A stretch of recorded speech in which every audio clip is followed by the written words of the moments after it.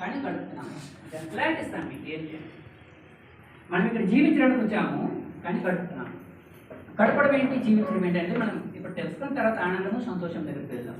ఎందుకంటే మినిమం చిన్న చిన్నవి మనం శ్వాస తీసుకుంటున్నాము, చూస్తున్నాము, తింటున్నాము, కట్టుకున్నాం, కనీసం బేసిక్ ఇవి మినిమం. ఇప్పుడు నేను చెప్పని 5-6 పాయింట్లు కూడా మనం తెలుసుకోలేకపోతే ఉపయోగం లేదు. ఓకే, ముందు ఈ 4-5 పాయింట్లు మనం తెలుసుకుందాం. ఓకే, మనం ఏం చేస్తున్నామంటే గడుపుతున్నాము.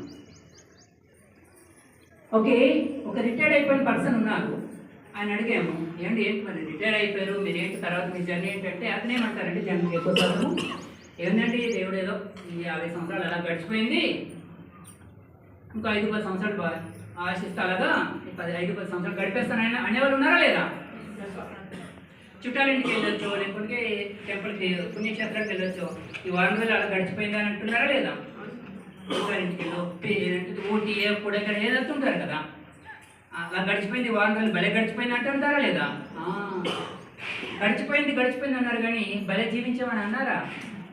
కానీ అక్కడ జీవించాలి. కానీ ఏం చేస్తున్నాము? గడుపుతున్నాము అని అంటున్నారు. అసలు గడపడం అంటే ఏంటి తెలుసుకుందామా? గడపడం అంటే ఏంటి?